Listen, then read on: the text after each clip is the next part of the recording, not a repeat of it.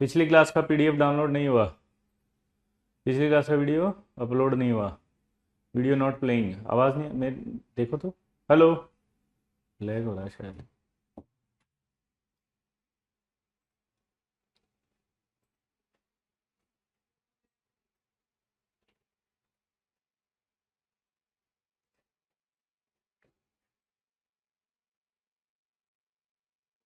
हाय। Hello.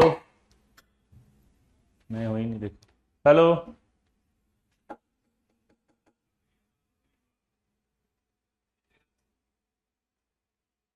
Lag आ रहा है।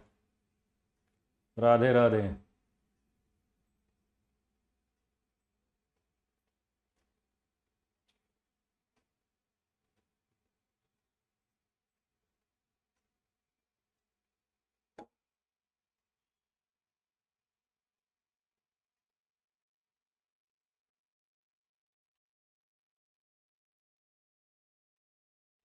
Hello.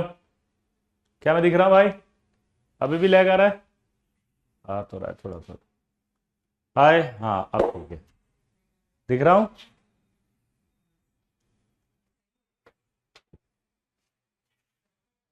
अटक रही है क्लास, अब तो नहीं अटक रही।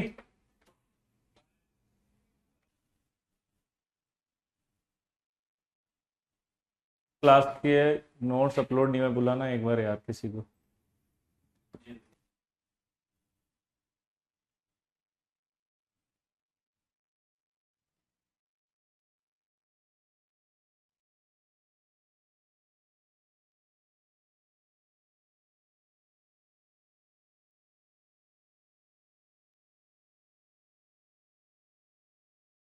हेलो। अब बोलो भाई। अभी ठीक है? अभी लैग आ रहा है क्या? अरे अब तो लैग नहीं आ रहा, देखो लल्ला।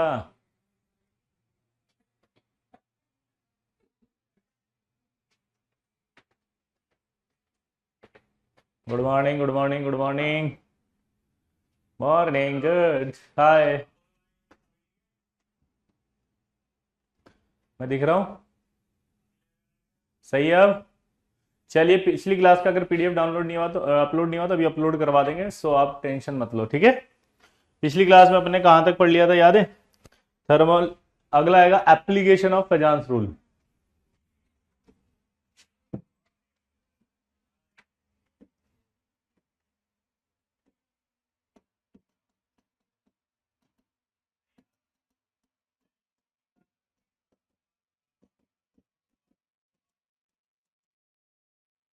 एप्लीकेशन ऑफ फेजांस रूल में पहला आएगा थर्मल स्टेबिलिटी।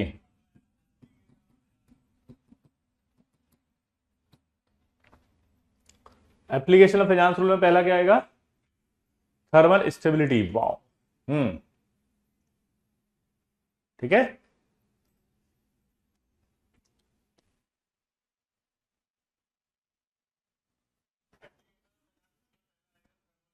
अब देखो, आयनिक कंपाउंड जितने भी थे ना, उनको स्टडी करने के लिए दो हिस्सों में बांटा गया है। मैं इधर साइड में बना देता हूँ। आयनिक कंपाउंड को दो हिस्सों में बांटा गया है कि जितने भी जो एनायंस होंगे वो हमारे पास दो तरह के मानने हैं हमें। एक आपका पॉली एटॉमिक एनायन होगा, ठीक है, और एक आपका मोनो एटॉमिक एनायन होगा। क्या बोला बता मैंने? एक आपका पॉली एटॉमिक जैसे कि कार्बोनेट हो गया, ठीक है, सल्फेट हो गया, ठीक है, नाइट्रेट हो गया, बाई कार्बोनेट हो गया। These are the monoatomic. Polyatomic, monoatomic में जैसे O-2 हो गया, F- हो गया, ठीक है। ये एक एटम वाले आयंस हैं। समझ रहे बात को आप? तो इस तरह के जो आयंस होते हैं, तो आयनिक कंपाउंड को भी हमने दो हिस्सों में डिवाइड किया हुआ है।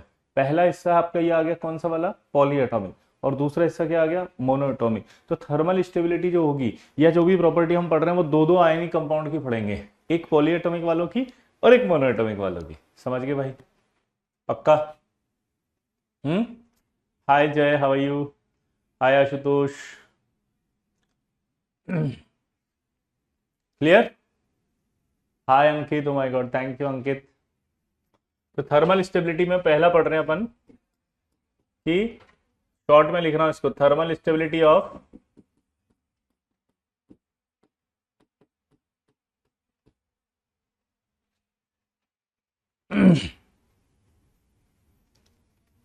Thermal stability of ionic compound having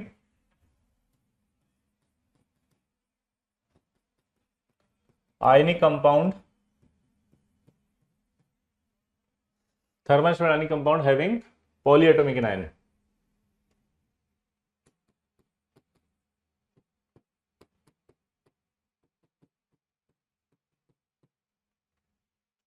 Thermal stability of ionic compound having polyatomic anion.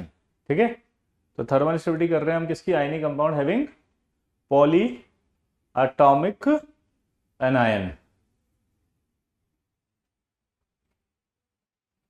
अब पॉलीएटॉमिक एनायन में हमने एक एग्जांपल ले लिया पहले, वो है कार्बोनेट।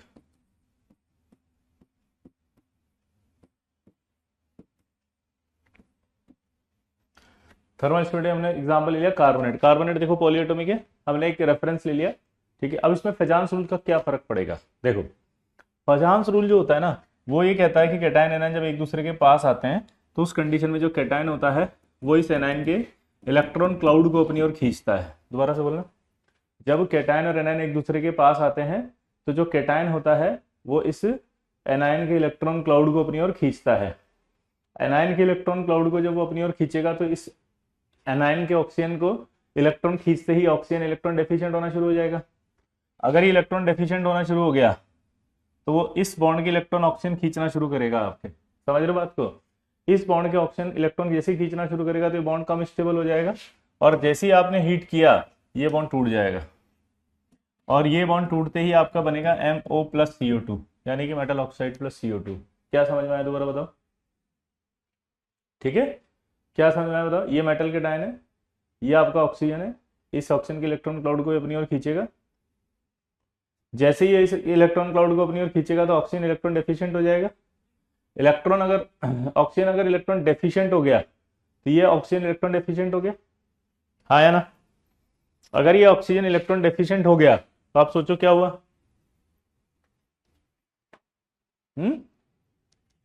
इलेक्ट्रॉन डेफिशिएंट हो गया तो ये इस बॉन्ड के इलेक्ट्रॉन खींचेगा नहीं खींचेगा। अगर ये इस बॉन्ड के इलेक्ट्रॉन खींचेगा तो ये बॉन्ड वीक होगा कि नहीं होगा, और हीटिंग में ये बॉन्ड पहले टूटेगा। ये टूटते क्या हुआ, मेटल ऑक्साइड प्लस CO2 बन गया, हाँ या ना, बोलो अरे हाँ तो बोल दो। मेरी बुक में टॉपिक वाइज क्वेश्चन है, मैं आपके ना एक अपलोड कर दूंगा जिसमें बुक में जो रैंडम क्वेश्चन है वो टॉपिक वाइज आ जाएंगे। क्या बोले जल्दी बताओ, मतलब मैंने बुक के क्वेश्चंस को ऐसे लिख दिया जैसे बेंट रूल तो इसके सारे ये क्वेश्चन है, मैंने लिख दिया आपका वो ड्रेगोस रूल तो उसके सारे क्वेश्चन है, मैंने लिख दिया बैक बॉन्डिंग तो उसके सारे क्वेश्चन लिखे होंगे एक टेबल बन के। तो आप क्या करना, मैं होमवर्क नहीं दूंगा, आप समझ जाना, ये टॉपिक कंप्लीट हुआ तो आपको बुक के वो सवाल करने हैं। आप समझ गए मेरी बात को, समझ गए ना।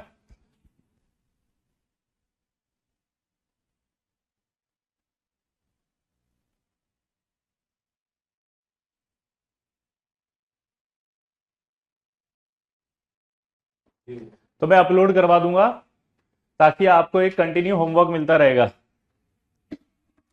समझ रहे मेरी बात को, तो आपको बुक का होमवर्क भी कंटिन्यू मिल जाएगा तो आपकी टेंशन खत्म। क्लियर, अरे हाँ तो बोल दो लल्ला। हम्म, 1 मिनट का समय बस मुझे दे दो आप।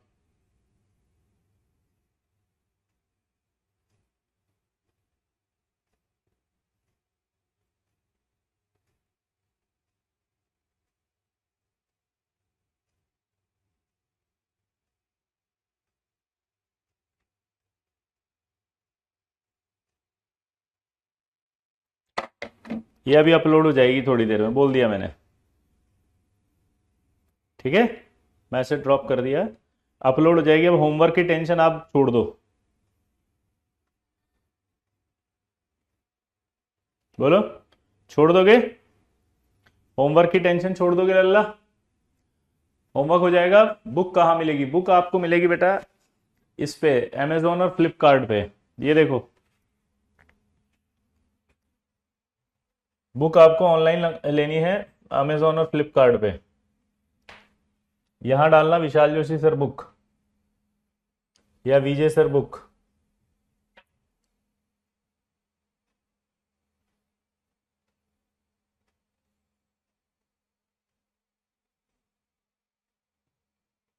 ये रहा, ये आ गया अमेजोन पे, देखो विशाल जोशी बुक। तो अमेजोन और फ्लिपकार्ट पे आप डाल सकते हो। खुल जा भाई, बेइज्जती क्या करा रहा हो? हाँ? ये रही, नया एडिशन आ चुका है। ये पुराना एडिशन था ये वाला, ये आपका न्यू एडिशन है। इसमें सारे आ चुके हैं, 22 तक के एडवांस के क्वेश्चंस आ चुके हैं, देखो ये न्यू एडिशन है, वो पुराना एडिशन था, ठीक है। इसमें 2022 तक के भी क्वेश्चन है, 23 के भी आ गए, मैंने चैप्टर वाइज सॉल्व कर दिए मैंने, ठीक है।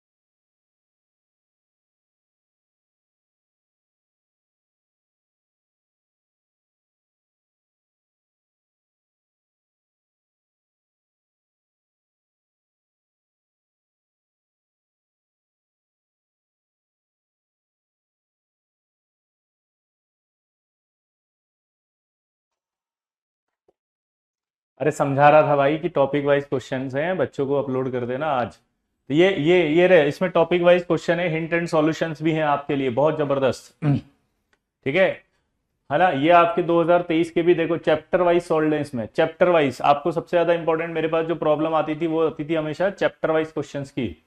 किसकी? चैप्टर वाइज क्वेश्चंस की। तो चैप्टर वाइज भी बना दिए मैंने, ये देखो chapter wise solve 2023 questions, JEE advance 2022 questions. Clear? क्या बोला जल्दी बताओ, आवाज आ रही है? ठीक है, क्लियर। हाँ कोई दिक्कत नहीं है, जिसके पास ये पिंक वाली है वो भी कोई दिक्कत नहीं है। कहाँ गया? ये वाली है तब भी कोई प्रॉब्लम नहीं है ना। ये मैं तो इसलिए बता रहा हूँ, जिसने नहीं करी कम से कम वो ये वाला खरीद ले,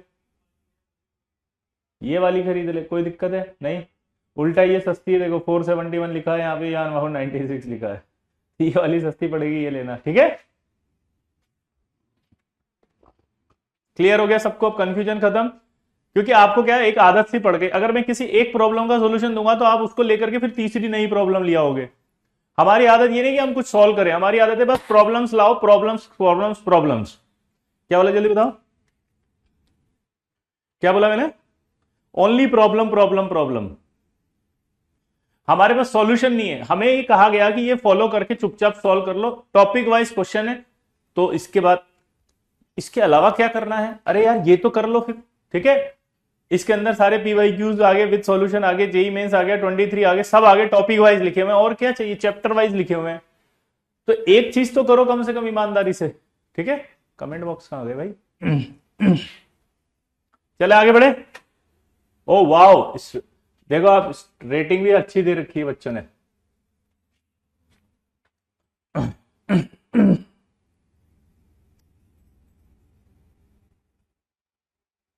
क्लियर?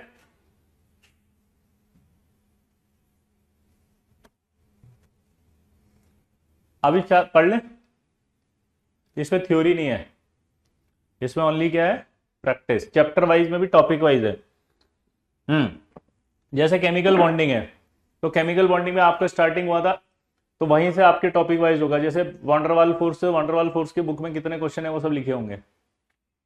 मान लीजिए आपके पास जो है वो बैंड रूल है, तो बैंड रूल के कितने क्वेश्चन है वो लिखे होंगे पूरी किताब के। तो आपके टॉपिक वाइज रिवाइज हो गया फर्स्ट क्लास, आया ना।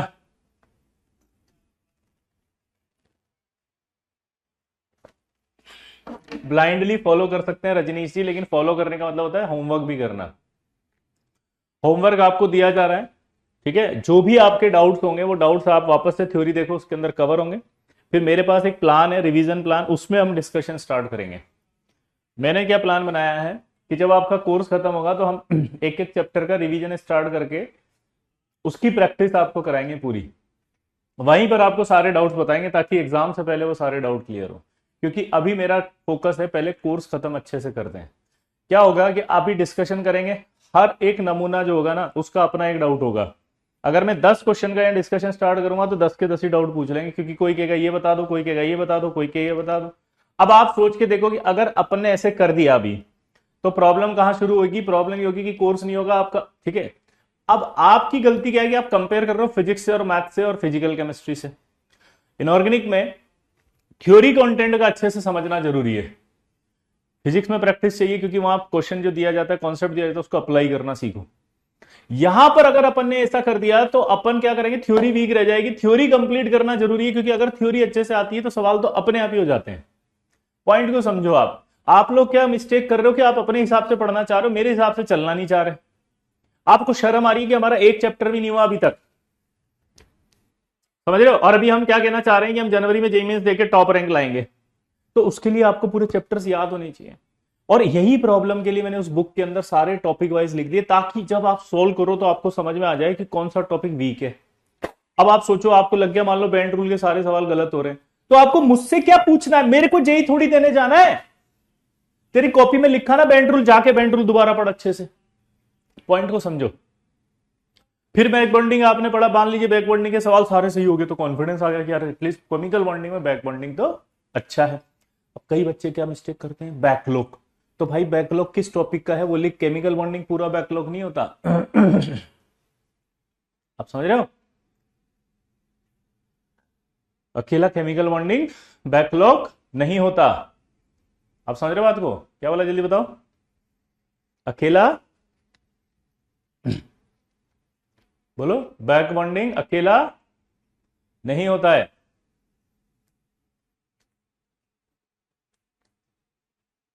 तो इसका मतलब आपको टॉपिक वाइज मिल गया फटाफट फटाफट फटाफट, सिंपल आ गया। फिर उसके बाद आपने क्या करा? जैसे मान लीजिए अभी हाइड्रोलिसिस खत्म हो, तो हाइड्रोलिसिस में आपके सारे सवाल मिल गए। आपने जो जो सवाल नहीं हुए वो देखे और उसकी थ्योरी पढ़ ली, थ्योरी पढ़ते हाइड्रोलिसिस अच्छा हो गया। और ये भी समझ में आ गया आपको कि मेरे को हाइड्रोलिसिस में किस टाइप के सवालों में दिक्कत आ रही है, तो फट से नोट देख लिया। समझ के बात को? हाँ या ना? जल्दी बोलो। अभी भी कुछ समझ में नहीं आ रहा आपको? पक्का बोलो। Feel I? अब स्ट्रेटजी समझ में आई? और जब आपका कोर्स खत्म होगा, रिवीजन स्टार्ट होगा जेईई एडवांस में, शीट के सारे इंपॉर्टेंट सवाल में दोबारा क्लास में यही बता दूंगा। ये हो गई शीट। इनऑर्गेनिक में शीट और इसका कोई टेंशन मत लिया करो ज्यादा। तुम्हें अगर करना है तो सबसे पहले करो आप फिजिक्स का होमवर्क अच्छे से करो, मैथ्स का होमवर्क अच्छे से करो, और इनऑर्गेनिक में पूरी नोट्स को अच्छे से रिवाइज करो 2-2 बार। फालतू में टाइम वेस्ट करते रहते हो, यहाँ बेटे मेरे होमवर्क डिस्कस करो, होमवर्क कराओ, अरे ये चल रहा है, यही होमवर्क है, अप्लाई करना माइंड। अभी फिजिक्स का होमवर्क कर इतना सारा मिलता, मैथ्स का होमवर्क कर इतना सारा मिलता, करता है तू कंप्लीट क्या? फिजिकल का मिल रहा है वो कर आराम से डिस्कस। या तेरे को एक ऐसा सब्जेक्ट दे दिया जिसमें कोई होमवर्क की टेंशन नहीं है, नोट्स अच्छे से पढ़ लो, थ्योरी अच्छे से पढ़ लो, और बुक के सवाल टॉपिक वाइज दे दिए वो कर लो। तो आपको अगर कम टाइम में ज्यादा अच्छा मिल रहा है, कम टाइम में अगर ज्यादा अच्छा मिल रहा है और ज्यादा अच्छे मार्क्स आ रहे हैं बिना एफर्ट्स लगाए, तो वही सब्जेक्ट सबसे इंपॉर्टेंट हो जाता है भाई। नहीं समझे बात को? हम अब आईआईटी में आगे हम ड्रॉपर हैं, हमें स्मार्ट हार्डवर्क करना है। हम हार्डवर्क के पीछे नहीं पड़े, स्मार्ट हार्डवर्क के पीछे पड़ेंगे। हमारे पास कम टाइम है, तो कम टाइम में ज्यादा गेन लेना है हमें। क्या बोले जल्दी बताओ? कम टाइम में ज्यादा गेन। और जितनी बात आपकी शीट और डीपीपी की रही ना, वो मैं यहीं डिस्कस करा दूंगा सारी रिवीजन क्लास में। नहीं आया समझ में अभी भी? हमारे एक सवाल करने में कितना मिनट लगता है बताओ? 30 सेकंड। तो अगर हमारे 200 सवाल भी हुए तो आप सोच लो कितने से मिनट में हो गए। यानी अगर मैं एक 1.5 घंटे की क्लास लगाऊंगा तो आपकी आधी शीट तो मैं ये निपटा दूंगा, दूसरी आधी शीट दूसरी 1.5 घंटे की क्लास 3 घंटे में पूरा शीट खत्म। शीट में भी सारे डाउट यहीं पे पूछ लेना आप, ये सवाल डाउट ये ले, ये सवाल डाउट ये ले, ये सवाल डाउट ये ले, खत्म। अभी आप जो टाइम बच रहा है उसको फिजिक्स के और मैथ्स के और फिजिकल केमिस्ट्री या ऑर्गेनिक के सवाल जो होमवर्क दे रहे हैं उसको अच्छे से करने में लगाओ। मेरी क्लास का सिर्फ एक रूल बना के रखो, क्लास में आ जाऊं पूरा रेगुलर, कसम खा के आईटी की कसम की मैं कभी आपकी क्लास मिस नहीं करूंगा, एक रूल। और दूसरा रूल कि जो आपको कॉपी में पढ़ा दिया उसको अच्छे से याद कर लो। तीसरा, मेरी गारंटी सवाल गलत नहीं होगा, ठीक है। हाँ बेटा इनफ है कौस्तुभ, ठीक है, समझ गए बात को, पक्का।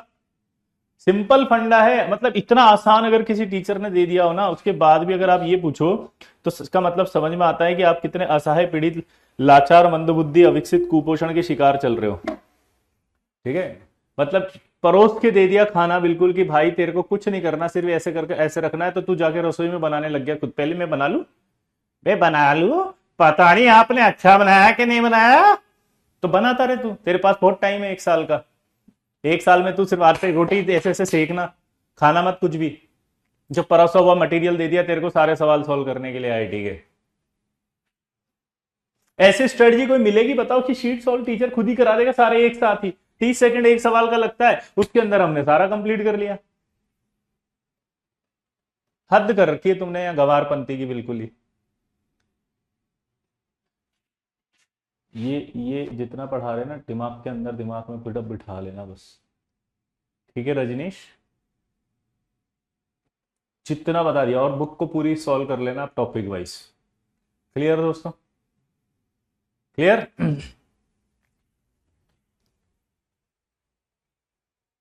अब इधर ध्यान दो, लास्ट क्लास के नोट्स अपलोड करवा देंगे, अभी टेंशन मत लो।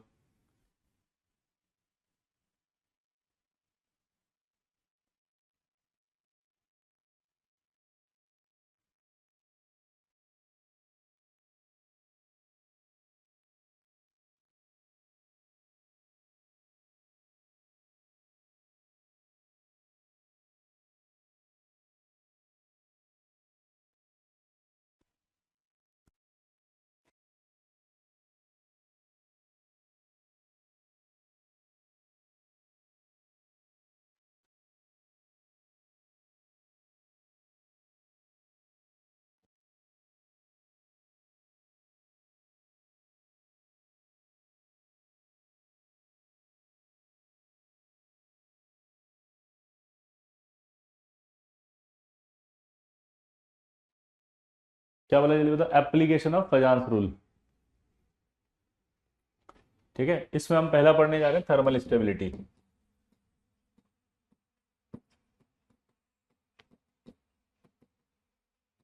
पहला क्या करने जा रहे हैं हम, थर्मल स्टेबिलिटी। दोबारा बोलो, क्या करने जा रहे हैं हम, थर्मल स्टेबिलिटी। थर्मल स्टेबिलिटी क्या होती है, टेम्परेचर देके तोड़ देना। जल्दी बोलो, दोबारा बोलो, टेम्परेचर देके तोड़ देना। दोबारा से बोलना, टेम्परेचर देके तोड़ देना। तो टेम्परेचर दे के अगर आप तोड़ रहे हो तो उसे क्या कहा जाएगा, थर्मल स्टेबिलिटी। जो जल्दी टूटेगा, जो जल्दी टूटेगा वो कम स्टेबल, या जल्दी, और जो देर से टूटेगा वो ज्यादा स्टेबल। सिंपल है।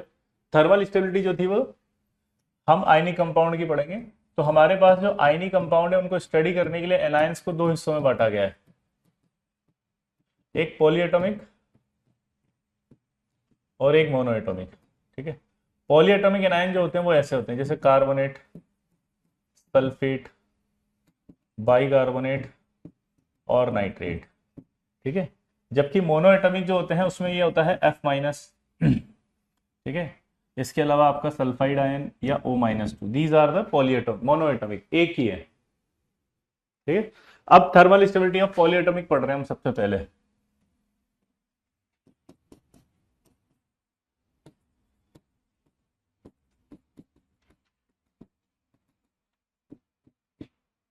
तो thermal stability of ionic compound,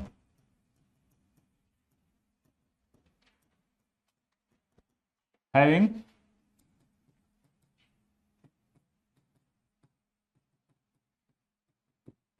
polyatomic anion। Thermal stability of ionic compound बोलो, हैविंग पॉलीएटॉमिक एनायन। अपलोड हो चुके हैं, देख लेना एक बार आप। ठीक है। अब इसमें हमने क्या लिया, ये मेटल केटाइन लिया और ये कार्बोनेट आयन ले लिया एज ए रेफरेंस पॉलीएटॉमिक में। अब इसमें क्या हो रहा है देखना जरा, ये जो मेटल होता है ना, फेजांस के हिसाब से इस मेटल के पास होती है पोलराइजिंग पावर। तो अगर पोलराइजिंग पावर होगी तो क्या करेगा, इस ऑक्सीजन के इलेक्ट्रॉन क्लाउड को खींचेगा। ऑक्सीजन के इलेक्ट्रॉन क्लाउड को खींचते ऑक्सीजन इलेक्ट्रॉन डेफिशिएंट हो जाएगा। ये इलेक्ट्रॉन डेफिशिएंट होगा तो क्या करेगा, ये इस बॉन्ड के इलेक्ट्रॉन को खींचेगा। इस बॉन्ड के इलेक्ट्रॉन्स को अपनी ओर खींचना शुरू कर दिया इसने। अगर ये इस बॉन्ड के इलेक्ट्रॉन्स को खींचना शुरू करेगा तो ये बॉन्ड के इलेक्ट्रॉन इधर शिफ्ट होंगे तो ये बॉन्ड वीक होगा कि नहीं होगा, इधर शिफ्ट होंगे तो ये बॉन्ड वीक होगा कि नहीं होगा। ये बॉन्ड वीक हो गया अगर, तो जब आप हीट कर रहे हो ये टूट जाएगा खट से, और टूट करके क्या बना देगा, metal oxide plus CO2। Simple है कि नहीं है, क्या बना देगा, मेटल ऑक्साइड प्लस CO2। अब इसको ये बताओ कि अगर मान लो इसकी पोलराइजिंग पावर बढ़ा दूं, अगर हम इसकी पोलराइजिंग पावर बढ़ा दें तो इस ऑक्सीजन के इलेक्ट्रॉन क्लाउड को और ज्यादा खींचेगा।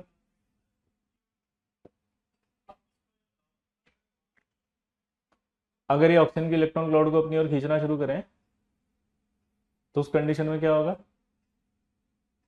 कि ये जो ऑक्सीजन के इलेक्ट्रॉन क्लाउड को खींचना शुरू कर दिया इसने, ऑक्सीजन के इलेक्ट्रॉन क्लाउड को खींचना शुरू कर दिया तो ऑक्सीजन के पास से इलेक्ट्रॉन उधर जा रहे हैं तो जल्दी टूटेगा, क्योंकि ऑक्सीजन फिर यहां से ज्यादा खींचेगा। इसका मतलब क्या निकला, जल्दी बताओ। अगर ऑक्सीजन के इलेक्ट्रॉन क्लाउड को अपन ज्यादा खींच रहे हैं तो ऑक्सीजन भी इस बॉन्ड के इलेक्ट्रॉन ज्यादा खींचेगा तो ये बॉन्ड जल्दी टूटेगा। इसका मतलब हम बोल सकते हैं फाई यानी polarising power of metal cation बढ़ेगा तो thermal stability of ionic compound having polyatomic anion घट जाएगी या बढ़ जाएगी, बताओ। घट जाएगी। तो जैसे जैसे आपकी पोलराइजिंग पावर बढ़ेगी आयनिक कंपाउंड की थर्मोस्टेबिलिटी घट जाएगी, आया ना, जल्दी ब्रेक होगा। इसी बेसिस पे की पॉइंट बना देते हैं, की पॉइंट रॉक्स दुनिया शॉक्स। अब तक तो समझ में आ गया होगा, क्या समझ में आया बताओ, की पॉइंट रॉक्स दुनिया शॉक्स। क्या समझ में आया जल्दी बताओ, की पॉइंट रॉक्स और दुनिया शॉक्स। देखो आपके लिए की पॉइंट बनाया मैंने, lithium, sodium, potassium, rubidium, caesium, beryllium, magnesium, calcium, strontium और बेरियम। अगर आप यहां से यहाँ नीचे आते हो तो आपको पता है साइज बढ़ता है, और आपको ये भी पता होना चाहिए कि जो फाई था वो मैंने बताया था चार्ज अपॉन साइज। फाई बराबर मैंने क्या बताया था, चार्ज अपॉन साइज। जल्दी बोलो क्या बताया था, फाई बराबर चार्ज अपॉन साइज। तो नीचे आने पर क्या हो रहा है, साइज बढ़ रहा है। नीचे आने पर साइज अगर बढ़ेगा तो फाई क्या होने लग जाएगा, कम। देखो साइज बढ़ रहा है तो फाई क्या हो गया, कम। साइज बढ़ रहा है तो फाई कम, फाई कम, फाई कम होगा तो thermal stability of ionic compound बढ़ेगी।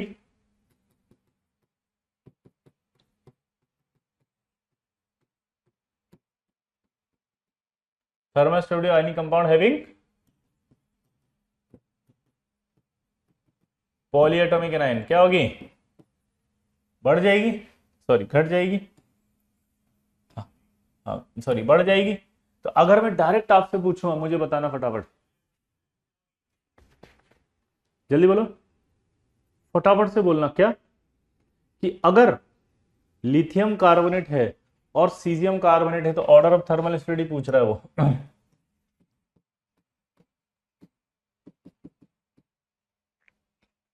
ऑर्डर ऑफ थर्मल स्टेबिलिटी की बात करें, लिथियम कार्बोनेट, सीजियम कार्बोनेट, जल्दी बताओ, जल्दी जल्दी जल्दी। पाई क्या है सर, इसके लिए पढ़ना पड़ेगा पिछली क्लास को सौरभ, हम पढ़कर आए हैं वहां पर फैजांस रूल के अंदर, है ना। सौरभ आप पिछला क्लास का पढ़कर आना, ठीक है। चलो बताओ किसकी ज्यादा स्टेबिलिटी होगी, वेरी गुड, इसकी होगी। क्यों, क्योंकि देख सकते हो आप लिथियम और सीजियम में सीजियम का ज्यादा होगा। भाई लिथियम में और सीजियम में नीचे आएंगे तो सीजियम ज्यादा अच्छा। अगला बताओ, BeCO3 और BaCO3, जल्दी बताओ किसका ज्यादा होगा, फटाफट बोलो, फटाफट आना चाहिए आंसर, यस सर, जल्दी जल्दी जल्दी।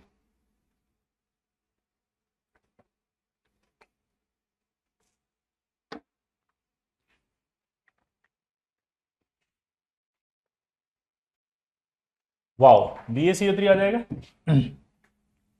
आया ना। अब अगर मैं बोलूं, देखो अब मैंने आपको पढ़ाया नहीं लेकिन मैं फिर भी पूछ सकता हूं आपसे, तो अगर Li2CS और CH दे दे तो बताओ, फटाफट बोलो, जल्दी बोलो। हम्म। Li2SO4 और CH2SO4, जल्दी बताओ।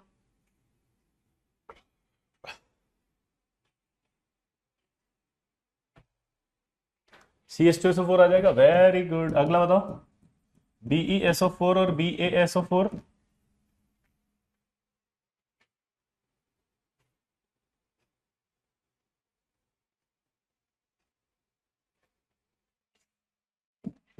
ये आएगा। अगला बताओ, LiNO3 और CsNO3।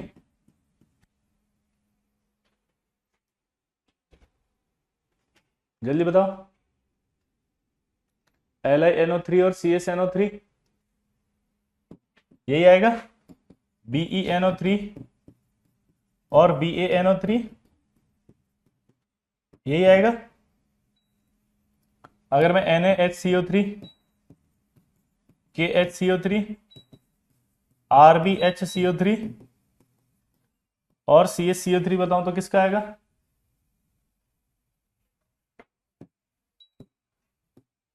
इसका आएगा। अगर मैं BeHCO3,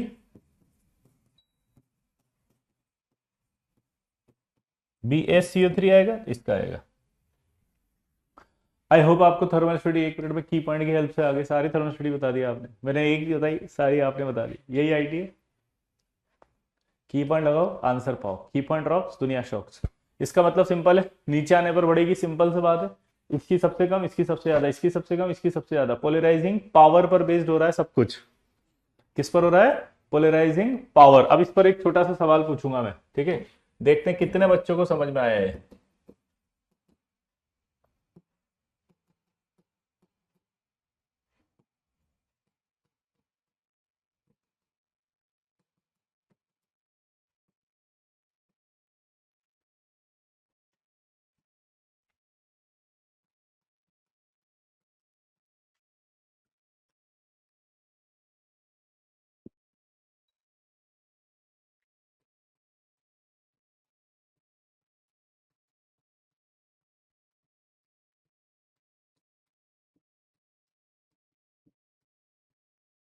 करो, फटाफट करो,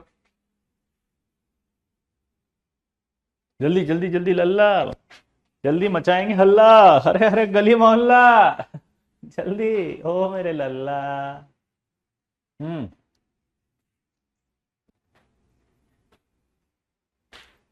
ये देखो, बस यहां पर ही दिल तोड़ दिया आपने, पता है? बेरिलियम +2 लीस्ट स्टेबल होगा। आयुष ने सही आंसर दिया, बस सिर्फ आयुष अभी तक। रुद्राश ने भी सही आंसर दिया। उमुत्तुर ने भी सही आंसर दिया। उमुत्तुर, उमुत्तुर ने भी सही आंसर। अरे यार एक बात बताओ, ये आंसर आएगा। लीस्ट स्टेबल बोला, लीस्ट का मतलब होता है कम स्टेबल। लीस्ट स्टेबल का मतलब क्या होता है? कम स्टेबल। दोबारा बोलो, लीस्ट स्टेबल का मतलब क्या होता है? बोलो, लीस्ट स्टेबल का मतलब क्या होता है? कम स्टेबल। जल्दी बोलो, लीस्ट स्टेबल का मतलब क्या होता है? कम स्टेबल।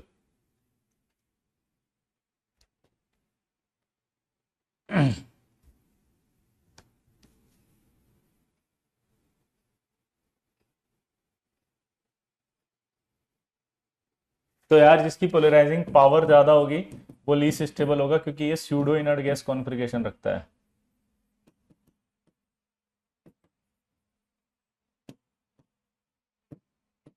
क्या रखता है वो? Pseudo inert gas configuration. दोबारा बोलो, Ag+ की बात कर लो, क्या रखता है वो? Pseudo inert gas configuration.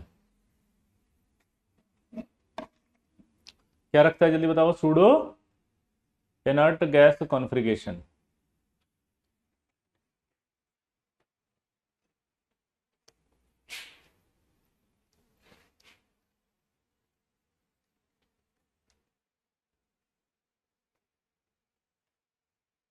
बोलो, स्यूडो इनर्ट गैस कॉन्फिगरेशन। अब आपको याद होगा पोलराइजिंग पावर सूडो की ज्यादा होती थी इन सबसे। ये सब कौन सा रखते हैं? Inert gas.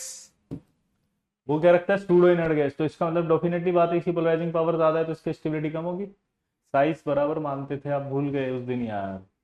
ऐसे पढ़ोगे तो कैसे मजा आएगा। मोस्ट स्टेबल पूछता तो डी आता। यहाँ पर Ag2 है ना, तो Ag2 को आयनाइज करना भी नहीं आता आपको। ये 2 इधर जाएगा तो ये -2 यहाँ आता है और ये +1 होता है। तो जब ये दोनों मिलते हैं तो ये 2 आता है, इसलिए ऐसा बनता है ये। क्लियर? इस तरह के सवाल भी कर देंगे अब तो। अब थर्मल स्टेबिलिटी के बाद हीटिंग इफेक्ट का ऑर्डर बता रहा हूं मैं। किसका बता रहा हूं? Heating effect. मेरी तरफ देखना अब। अभी अपन ने क्या करा था? कार्बोनेट लिया था, मेटल, ऐसे।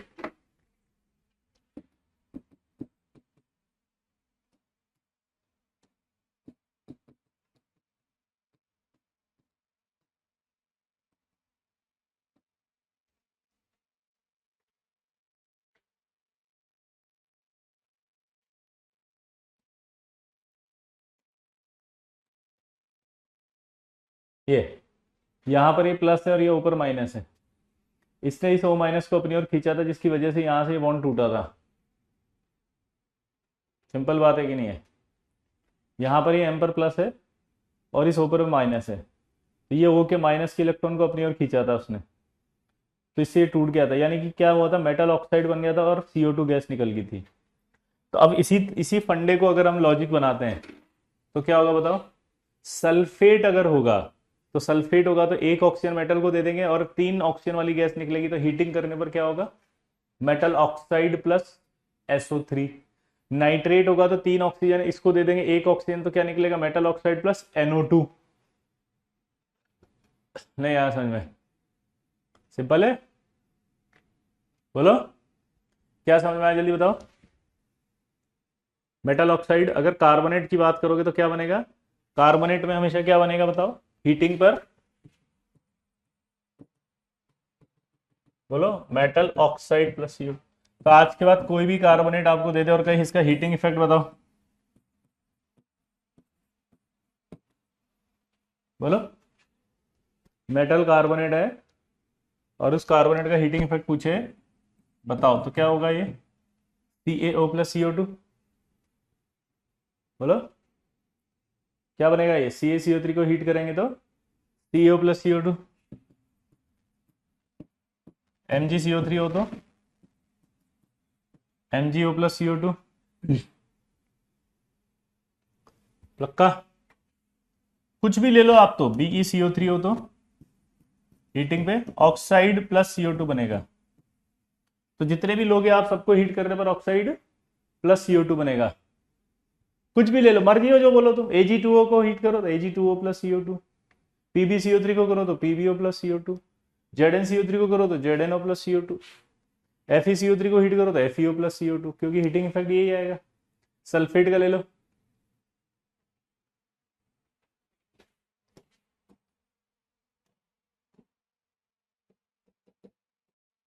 ठीक है। सल्फेट में बताओ क्या होगा? सल्फेट में एक ऑक्सीजन इसको देनी है तो BeSO4 दे दे तो BeO प्लस SO3, CuSO4 दे दे तो CuO प्लस SO3, PbSO4 दे तो PbO प्लस SO3, ZnSO4 दे तो ZnO प्लस SO3। ठीक है, समझ रहे हो आप? समझ रहे हो ना? हाँ, CO2 कार्बोनेट के लिए, हाँ ठीक है। Li2CO3 को हीट कर दो, Li2O प्लस CO2। ठीक है बेटा? तो हीटिंग इफेक्ट का कॉन्सेप्ट आपको समझ में आएगा कार्बोनेट के अंदर। बट नोट करके एक लाइन लिखनी पड़ेगी कि carbonate salts of sodium, potassium, rubidium और caesium do not decomposed on heating because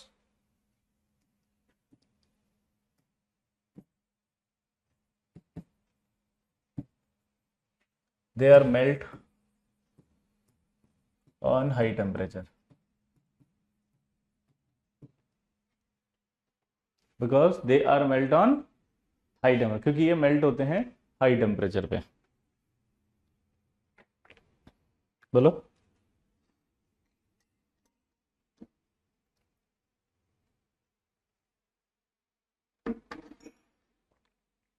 क्योंकि ये मेल्ट हो जाते हैं हाई टेम्परेचर पे।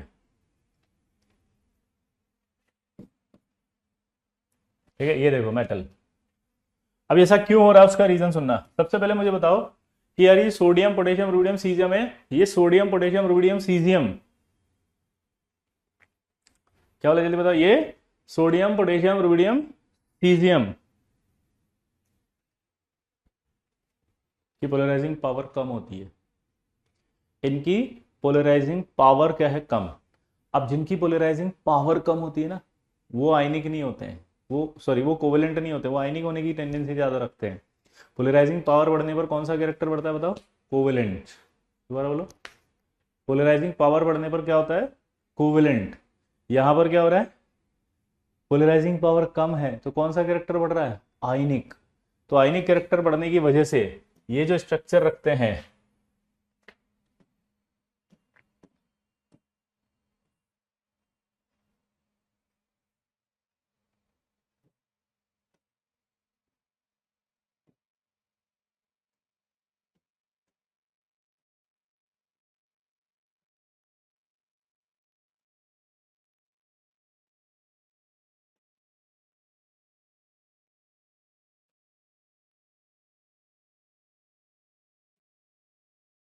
आपको पता है इस तरह के स्ट्रक्चर का नाम होता है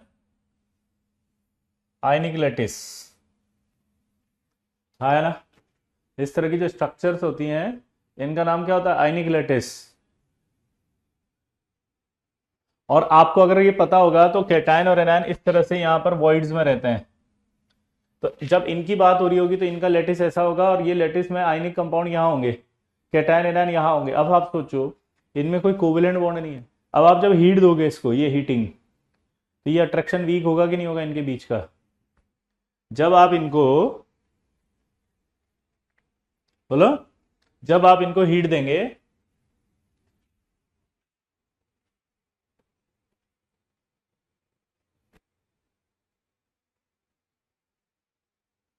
बोलो, जब आप इनको हीट देंगे तो क्या होगा, जब आप इनको हीट देंगे तो ये इनके बीच का जो अट्रैक्शन है वो वीक होगा कि नहीं होगा। जब आप इनको हीट देंगे तो इनका अट्रैक्शन वीक होगा कि नहीं होगा। और अगर इनका अट्रैक्शन वीक हो गया तो ये मेल्ट होंगे कि नहीं होंगे। अगर इनका अट्रैक्शन वीक होगा तो ये मेल्ट होंगे कि नहीं होंगे।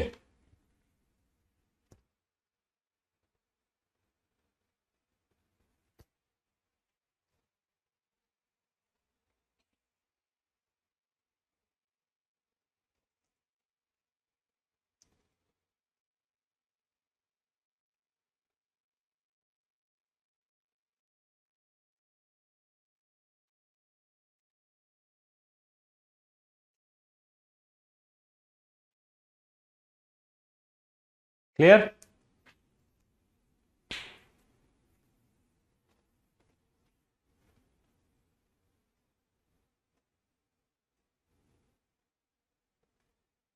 पक्का ना, इसलिए ये मेल्ट होते हैं। क्लियर। अब आएगा सल्फेट।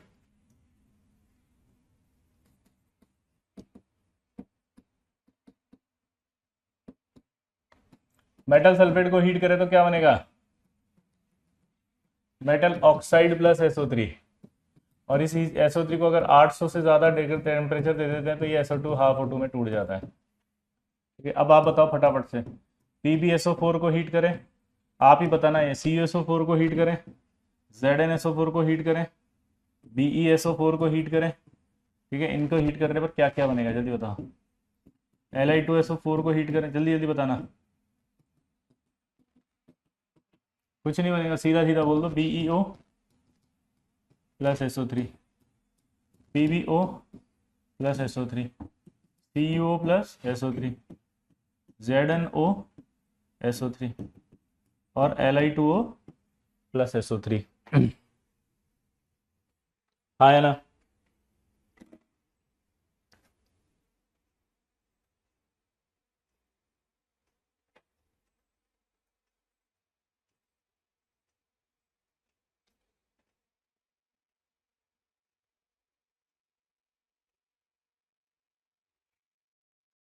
क्लियर?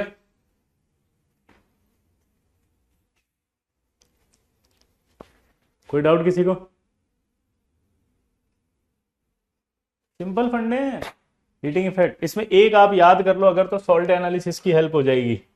अभी के लिए याद रख लेंगे, बोलो नोट करके लिखा दो, इसको वहां समझाएंगे हम। अगर आप याद कर लोगे तो आपको फायदा मिलता जाएगा। ये होता है ग्रीन विट्रियोल।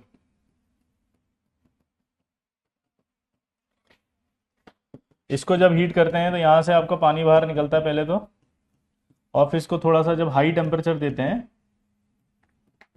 तो ये टूट जाता है Fe2O3 plus SO2 plus SO3 में, यानी यहाँ दोनों गैसें एक साथ निकलती हैं। ऐसा क्यों होता है हम आगे बताएंगे, अभी के लिए आपको याद रखना है ये। क्लियर? तो ये आपका सल्फेट भी खत्म हो जाएगा, इसमें कभी कोई प्रॉब्लम नहीं आएगी। क्लियर दोस्तों? तो ये वाला भी याद रख लेंगे हम, ग्रीन विट्रियोल वाला, कि FeSO4.7H2O को हीट करेंगे तो ये पानी बाहर निकलेगा, FeSO4 बनेगा हाई टेम्परेचर में, फिर टूट करके Fe2O3 plus SO2 plus SO3 बनेगा। पॉलीएटॉमिक एनायन खुद नहीं टूटेगा श्रेयस। क्लियर?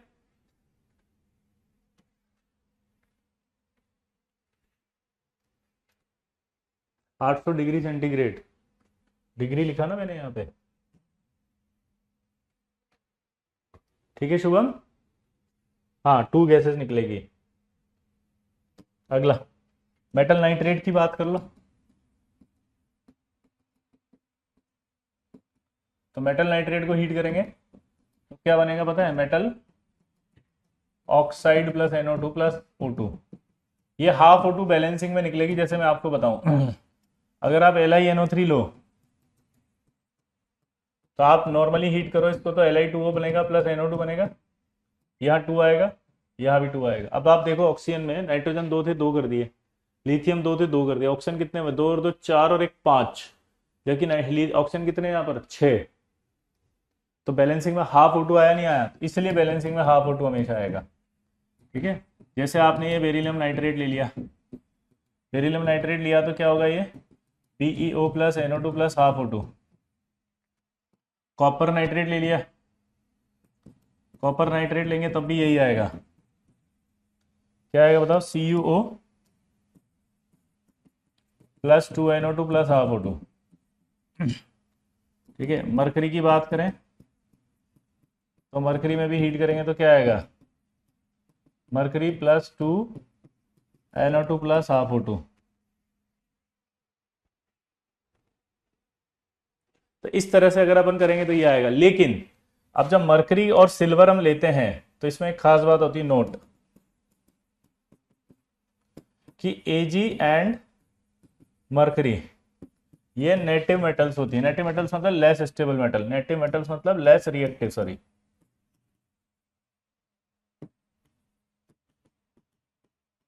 ठीक है, तो वही कह रहा है कि ऑक्साइड्स ऑफ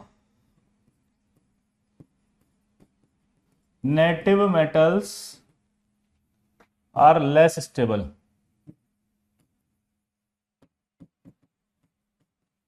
क्या बोला जाता है बताओ? Oxides of native metals are less stable, so further decompose,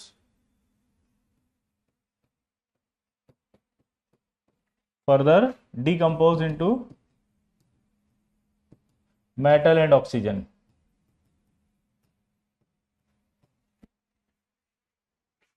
further decompose into metal and oxygen. ठीक है, यानी कि जब आप डायरेक्ट हीट करोगे नेटिव मेटल्स के ऑक्साइड को, यानी कि ये आपने लिया और इसको हीट किया तो ये डायरेक्ट मेटल में आएगा, फिर NO2 में आएगा, फिर O2 में आएगा। बैलेंस कर लेना आप, है ना? क्लियर दोस्तों?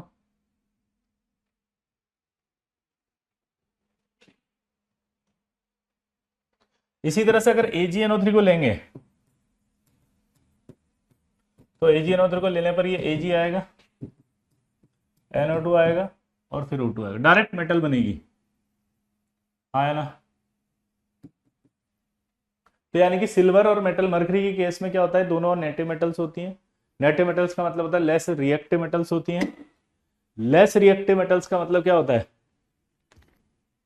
लेस रिएक्टिव मेटल्स का मतलब होता है कि वो रिएक्ट ऑक्सीजन से नहीं करना चाहती, ऑक्सीजन अगर आएगी तो हटा देंगी, तो यानी उन्हें हीट करने पर टूट जाएगी। नेटिव का मतलब बताया ना नेहा, लेस रिएक्टिव मेटल, 4 बार बोला नेहा जी ने, है ना।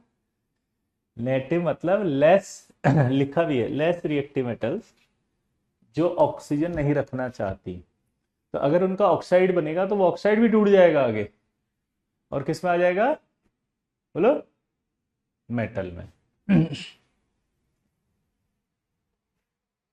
किस में आ जाएगा, मेटल में, ठीक है। अब इस पर बेस्ड एक क्वेश्चन पूछता है, वो बताना।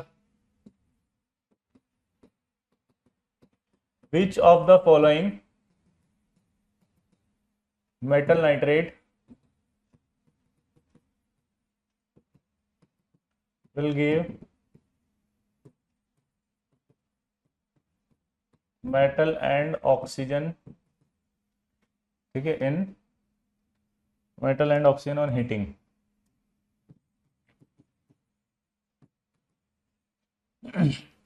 which of the following metal nitrates will give metal and oxygen on heating।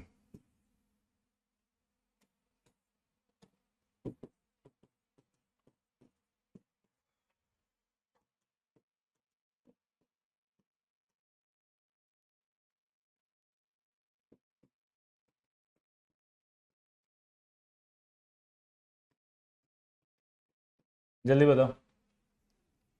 5वां है ऑल, फटाफट बताओ।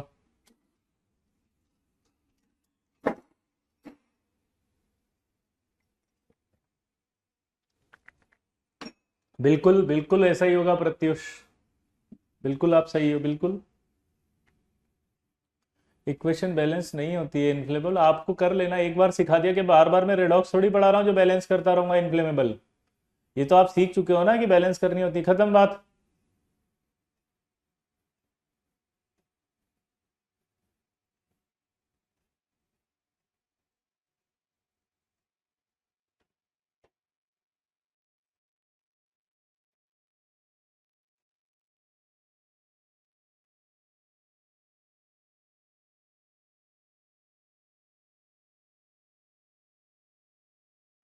ऑब्वियस सी बात है, इसका आंसर आएगा ये, क्योंकि ये टूटेगा मेटल एंड ऑक्सीजन में। किस में टूटेगा, मेटल एंड ऑक्सीजन में, क्योंकि ये मेटल एंड ऑक्सीजन में नहीं टूटते हैं। ये किस में टूटते हैं वो बताता हूं, ठीक है। अब नाइट्रेट की हीटिंग इफेक्ट में ये इंपॉर्टेंट बात आने के बाद, ये जो होते हैं ना मेटल, सोडियम, पोटेशियम, रुबीडियम और सीजियम, ये जो होते हैं, ये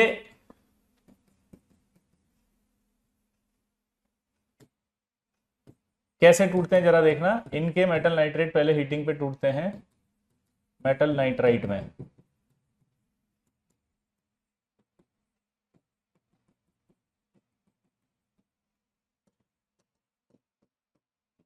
और जो मेटल नाइट्राइट हैं वो हाई टेम्परेचर पे टूटते हैं मेटल ऑक्साइड प्लस N2 में।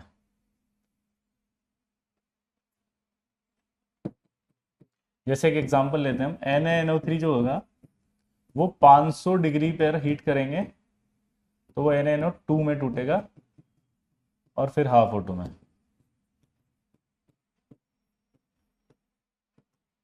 उसके बाद NaNO2 प्लस 800 आया, तो ये Na2O2 प्लस N2। अब ये इसको बैलेंस कर लो पहले एक बार, यहाँ 2 आ रहा है तो पक्का 2 आएगा, यहाँ तो ऊपर वाली तो बैलेंस है, ये 2 आ गया, तो 2 और 2 4 हो गए, ऑक्सीजन 2 हो गया, सॉरी नाइट्रोजन 2 हो गया, तो ये 2 आ गया, तो ये 3/4 आएगा, 3/2 आएगा, सॉरी, ये आपका 3/2 आएगा। तो ये आपको सोडियम, पोटेशियम, रुबिडियम, सीजियम का जो हीटिंग इफेक्ट है वो ध्यान रखना पड़ेगा। उसमें क्या आएगा कि उनको हीट करने पर वो पहले मेटल नाइट्राइट में आते हैं, these are the nitrites, metal nitride, और फिर मेटल नाइट्राइड टूट करके मेटल ऑक्साइड देगा, सॉरी प्लस ऑक्सीजन देगा प्लस N2 देगा। क्लियर, ये लिख लो, जिसको नहीं लिखना लिख लो फटाफट चलो। इसलिए आंसर आएगा कि मेटल और ऑक्सीजन कौन देगा, मेटल और ऑक्सीजन तो सिर्फ यही देगा।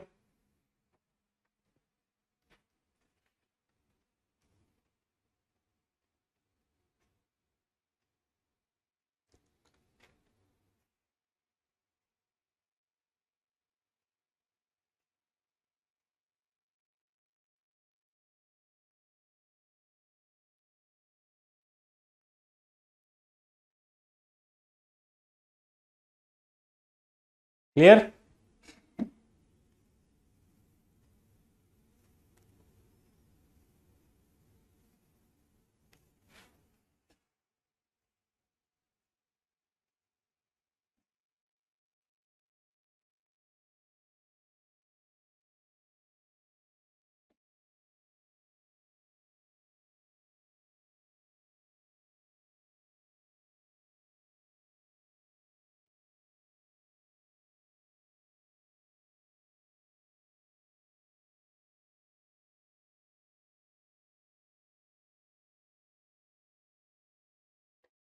आ गया?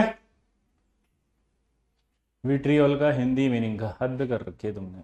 ब्लू विट्रियोल को हिंदी में कहते हैं ब्लू थोता। जेड एन यानी कि व्हाइट विट्रियोल को कहते हैं आपका सफेद थोता। ठीक है। ग्रीन विट्रियोल को कहते हैं हरा थोता। क्या कर लेगा तू अब? ये नेतागिरी बहुत भारी पड़ेगी सचिन तेंदुलकर, जबरदस्ती की नेतागिरी पढ़ रहे हो। अब तू लिख के आना उसका, what is the name of थोता।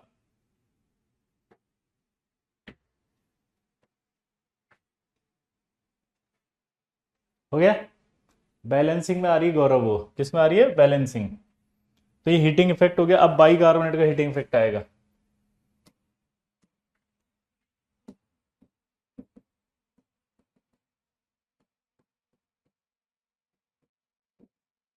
Metal bicarbonate को जब हीट करते हैं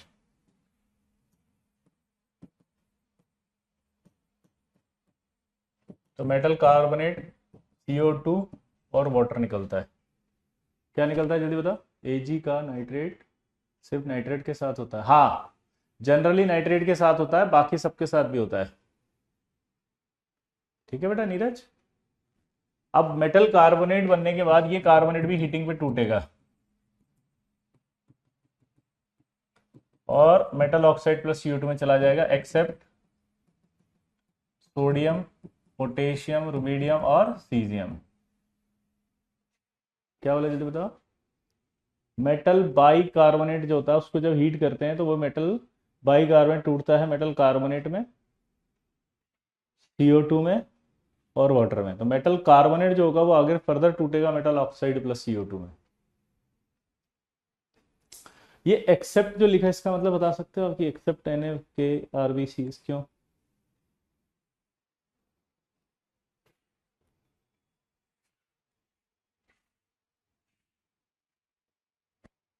यस, क्योंकि सोडियम, पोटेशियम, रुबिडियम, सीजियम तो मेल्ट होते हैं, हीट थोड़ी करते हैं उनको। वो तो मेल्ट होते थे तो वो तो हीटिंग पे टूटेंगे नहीं। बिल्कुल सही प्रत्युष। नहीं, ये मेल्ट होते थे, मेल्ट। याद करो, ये कार्बोनेट इनका मेल्ट होता था, टूटता थोड़ी था ऑक्साइड्स में। वो तो टूटेंगे ही नहीं कार्बोनेट उनके तो। इसका एक एग्जांपल बताता हूँ, देखो। जैसे मान लीजिए आपको बोला इसका हीटिंग इफेक्ट और इसका हीटिंग इफेक्ट बताओ। सोच के बताओ क्या बनना चाहिए।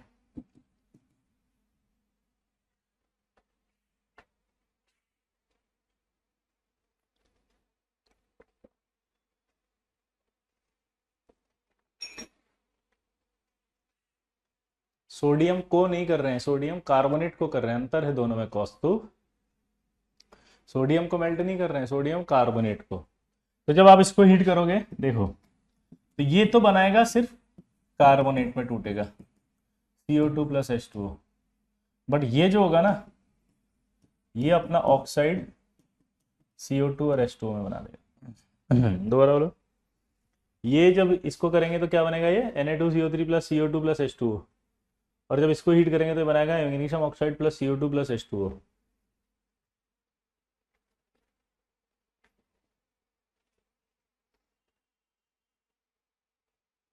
क्लियर? समझ में आया इसने क्यों सिर्फ कार्बोनेट बनाया और इसने क्यों ऑक्साइड बनाया? पक्का? चलिए अब तो अगली बात आती है, वो क्या आती है पता है? अगली बात जो आती है वो क्या है, ध्यान सुनना, डोंट डिस्टर्ब मी। हाँ, ऊपर H2O भी होगा।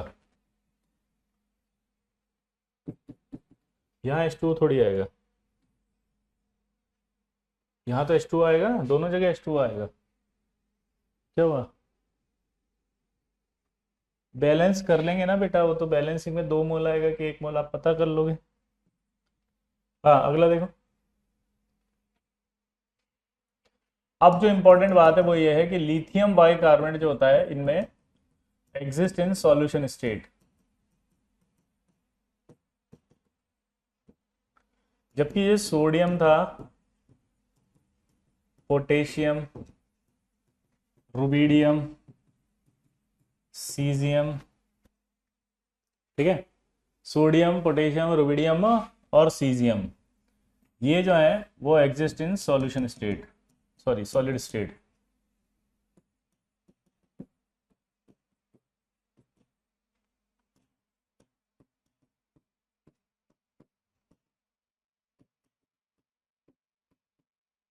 बेरिलियम, मैग्नीशियम, कैल्शियम, स्ट्रॉन्शियम और बेरियम, इनकी बात करें तो क्या होगा, ये एग्जिस्ट इन सॉल्यूशन स्टेट। इसका मतलब समझे आप, ये जितने भी थे ये सारे के सारे सॉलिड स्टेट में एग्जिस्ट करते हैं, वो सॉल्यूशन में करता है अकेला, और ये सारे के सारे सॉल्यूशन में करते हैं। अब ये लफड़ा फंस गया, ये क्या बदतमीजी है सर, ये कौन सा थ्योरी है जो आप हमें पढ़ा रहे हैं और क्यों हमें इसके नाम पे बुड़बक बना रहे हैं।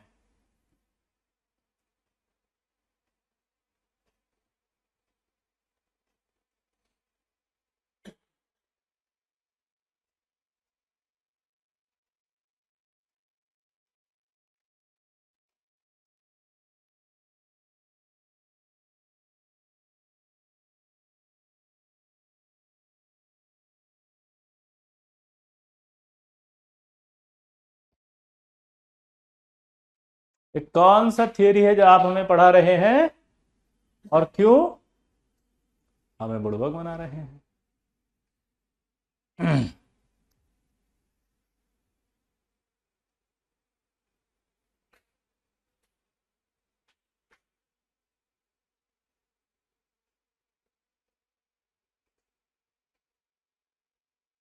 सिंपल। अब इधर देखो,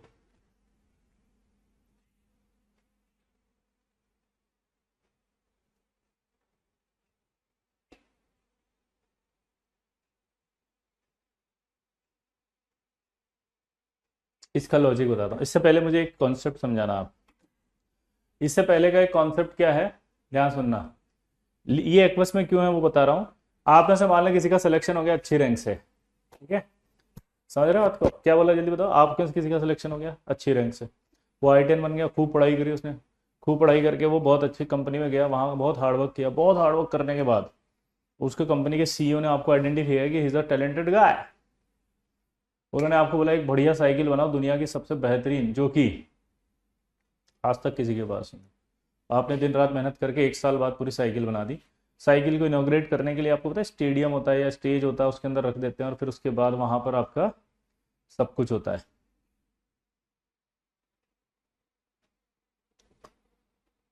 पूरी ऑडियंस बैठी हुई है, आप आए फटाफट टाई वाई पहन के चप्पल में, सीईओ भी आ गया, भाई साहब सीईओ ने देखो चप्पल में, बंदा क्या हार्ड वर्क करे यार, देखो डेडिकेशन, भूल गया और जूते पहनना भी, वाओ अमेजिंग गाय।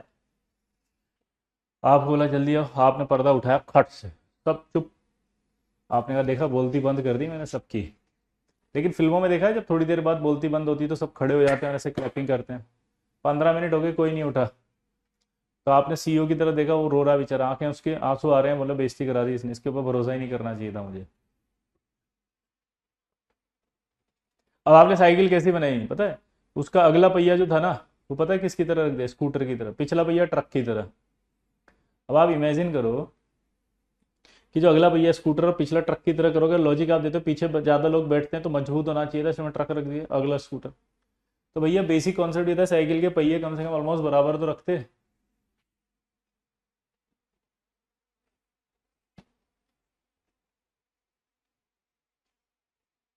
कुछ तो करते।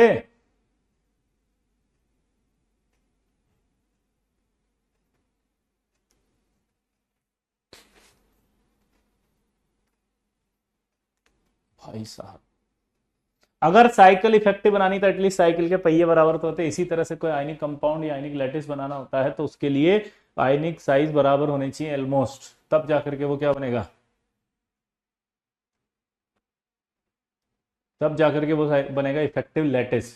इसीलिए यहाँ लिथियम के केस में लिथियम का साइज है बहुत छोटा, इसका साइज है बड़ा। ये स्कूटर का पहिया है, ट्रक का पहिया, तो जब स्कूटर और ट्रक का पहिया बनाएंगे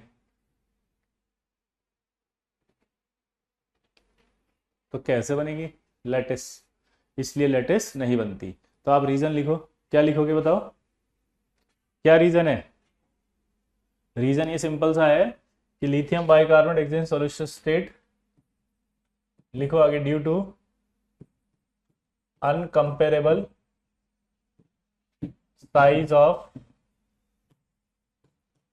cation and anion and high polarising power of metal cation.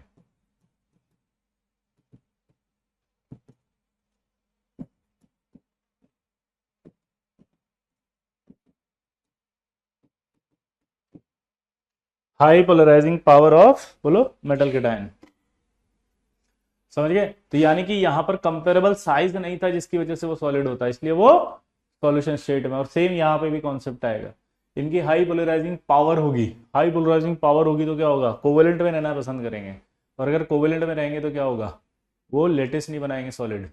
ठीक है,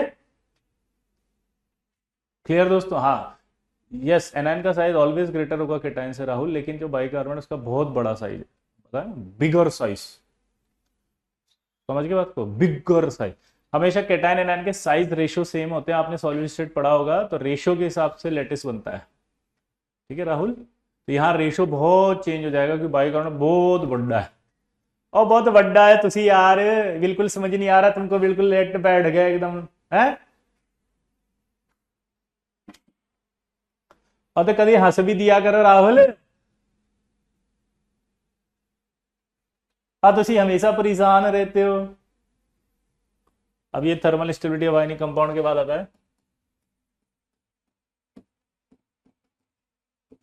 thermal stability of ionic compound having monoatomic anion.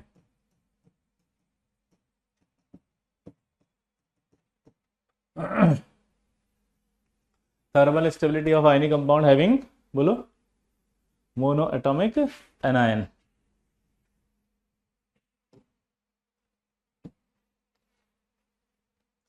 Thermal stability of ionic compound having monoatomic anion. ठीक है, अब इसमें देखो क्या होता है, जब हीट करते हैं इनको तो इनकी जो थर्मल स्टेबिलिटी होती है वो डिसाइडेड बाय लैटिस एनर्जी।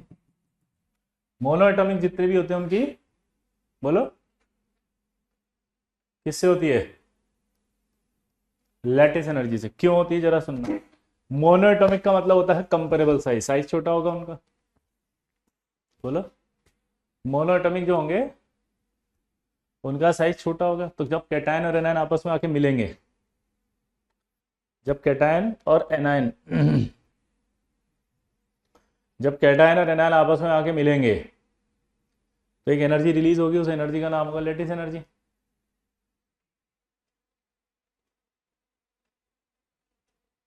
जब कैटायन और एनायन आपस में एक दूसरे के पास आके मिलेंगे तो क्या होगा जल्दी बताओ,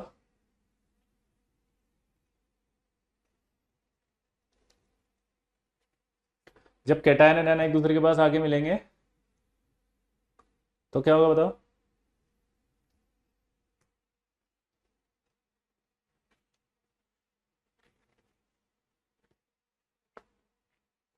तो कैटायन और एनायन आपस में जब एक दूसरे के पास आकर के मिलेंगे तो लेटिस एनर्जी, एक आयनिक कंपाउंड बनेगा, उससे एनर्जी बाहर निकलेगी, वो जो एनर्जी बाहर निकली उसको लेटिस एनर्जी कहा जाएगा। ये लेटिस एनर्जी जो आई वापस दे दो तो टूट जाएगा भाई, ये लेटिस एनर्जी जो आएगी अगर वापस दे टूट जाएगा। इसका मतलब क्या हुआ कि जो इनकी थर्मल स्टेबिलिटी है वो डिसाइडेड बाय लेटिस एनर्जी, यानी लेटिस एनर्जी पर डिपेंड करेगी। और जो लेटिस एनर्जी उसका फॉर्मूला पता है क्या होता है, के Q1 Q2 अपन R, यानी लेटिस एनर्जी किस पर डिपेंड कर गई, चार्ज और साइज पे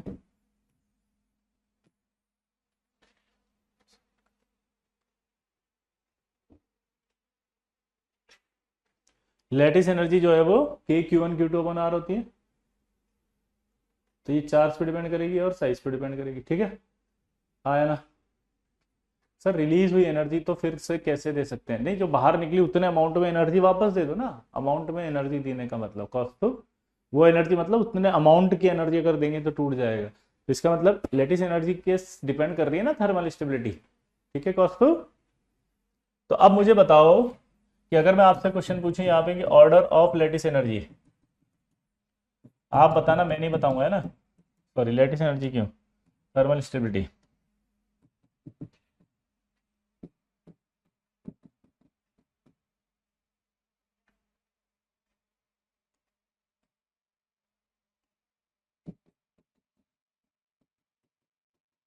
इसको बताओ लेटिस एनर्जी का ऑर्डर क्या आएगा, बताएंगे अभी, चार दो साइज में किसको प्रायोरिटी देंगे, प्रशांत जस्ट अभी बता रहे, 2 मिनट। स्क्वायर नहीं होता बेटा लेटिस एनर्जी में, वो फोर्स में होता है दिवाकर, वो फोर्स में होता है, फोर्स। बोलो।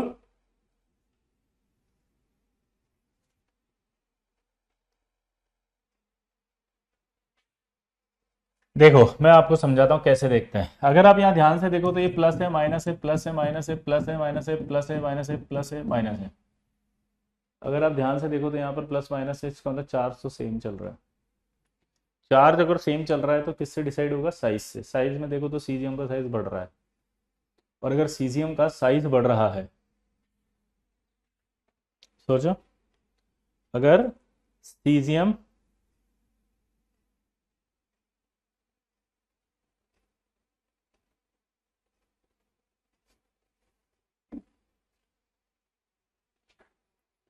कितना सिखाते हैं उसके,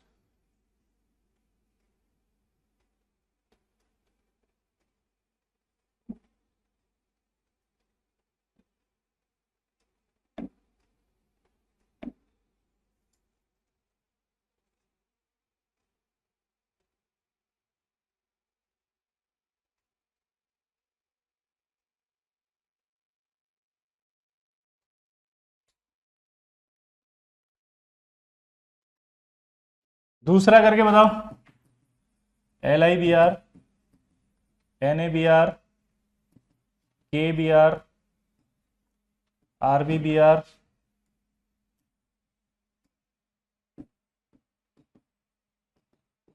सी एस बी आर, बताओ यही आएगा सेम। अगला बताओ, K F, K C L, K B R, K I, आप ट्राई करो, चलो मैं नहीं बताऊंगा आप।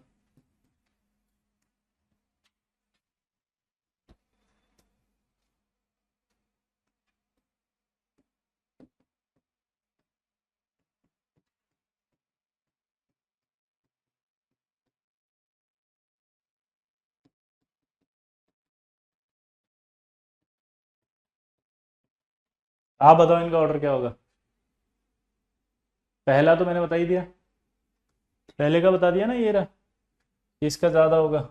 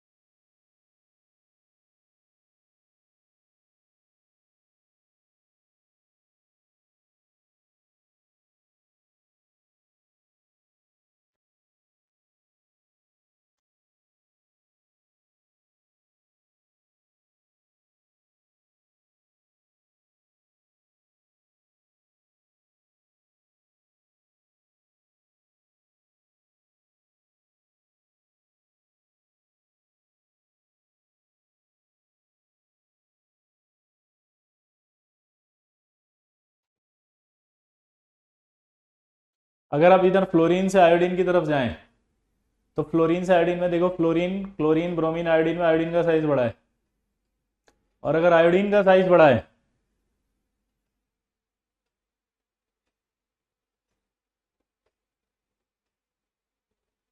तो आयोडीन का साइज बड़ा होने से लेटिस एनर्जी घट जाएगी।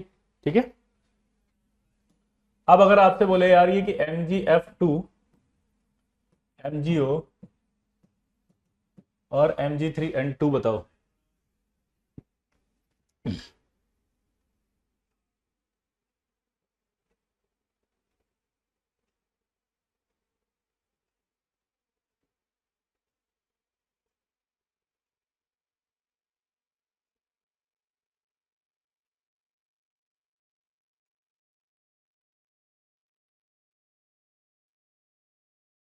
आप बताओ। ये 2 प्लस है, ये 1 माइनस है, ये 2 प्लस है, ये 2 माइनस है, ये 2 प्लस है और ये 3 माइनस है। देखो, सबसे पहले तो ये सेकंड पीरियड के सारे हैं, इसलिए पीरियड सेम होने से हम साइज सेम मानते हैं। ऑलमोस्ट पीरियड सेम होने से साइज सेम मानते हैं। यहाँ वालों में पीरियड चेंज हो रहा था, देखो आप, पोटेशियम सेकंड, सॉरी सेकंड का लिथियम, फिर थर्ड, फिर फोर्थ, फिर फिफ्थ और फिर सिक्स, तो पीरियड चेंज हो रहा था। तो यहाँ अगर अपन देखें तो MgF2 है।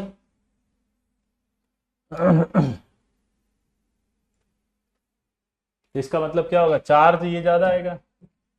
चार्ज जब आप मल्टीप्लाई करो तो मैग्नीट्यूड देखा करो ऐसे, 3 × 2 6, 4 और 2, तो इस तरह से चार्ज को देखना है। ठीक है, इधर देखो, तो ये आपका MgF2, MgO और Mg3N2 हो गया। अगर मैं आपसे ये पूछता कि स्कैंडियम नाइट्राइड और टाइटेनियम कार्बाइड, इसमें बताओ, दोनों में सोच के बताओ किसका ज्यादा होगा लेटिस एनर्जी।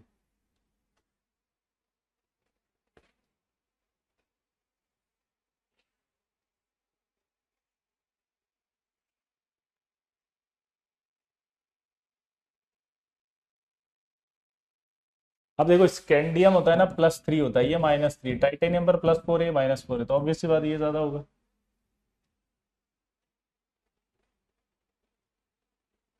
अब जो बात आती है कि इंपॉर्टेंट चीज है, नोट ध्यान से सुनना, कि ये जैसे ये वाले जो आयंस होते हैं ना, ये सब देखने में तो डाई एटॉमिक दिख रहे हैं। तो सर आपने तो पॉलीएटॉमिक और मोनोएटॉमिक के बारे में बताया था, ये तो डाई एटॉमिक है। तो जो डाई एटॉमिक होंगे ना बेटा, वो थर्मल स्टेबिलिटी में है,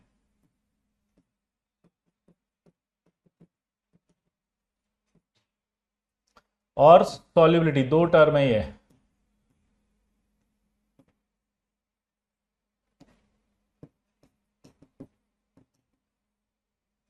थर्मल स्टेबिलिटी में वो मोनोएटॉमिक की तरह बिहेव करेंगे, सॉरी, थर्मल स्टेबिलिटी में वो पॉलीएटॉमिक की तरह बिहेव करेंगे, और सॉल्युबिलिटी में मोनोएटॉमिक की तरह बिहेव करेंगे। साइंटिस्टों ने क्या ऑब्जर्व किया बताओ,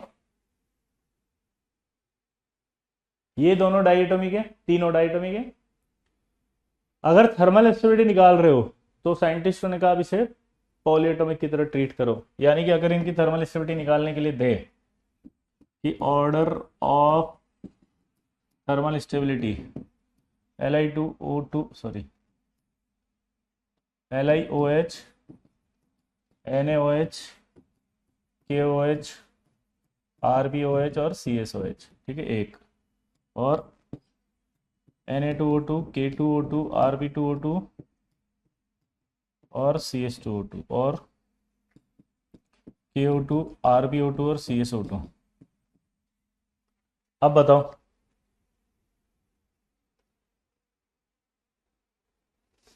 तो यहां पर आप देखो, ये पॉलीएटॉमिक है, तो पॉलीएटॉमिक में तो मैंने बताया था इंक्रीज होती है, पॉलीएटॉमिक में क्या बताया था, इंक्रीज होती है, सॉरी, ये इंक्रीज हो गई, पॉलीएटॉमिक में इंक्रीज होगी तो इंक्रीज हो रही है। ठीक है, ये आपका थर्मल स्टेबिलिटी समाप्त हुआ लोल। ये आपका क्या हुआ, बोलो, थर्मल स्टेबिलिटी। क्या खत्म हुआ, जल्दी बताओ, थर्मल स्टेबिलिटी। तो आई होप आप थर्मल स्टेबिलिटी तक पढ़कर आएंगे और बुक में से यहां तक के सारे सवाल कर लेंगे जो दिए हैं। होमवर्क आपको डेली मिल गया अब। होमवर्क अब आपको डेली मिल गया, वो बुकलेट अपलोड हो गई है बुक, आप उसके सारे सवाल को टॉपिक वाइज होमवर्क करेंगे। ठीक है, नया टॉपिक आएगा थर्मल स्टडी के बाद जो भी है वो अगला हम करेंगे। ठीक है, बाय।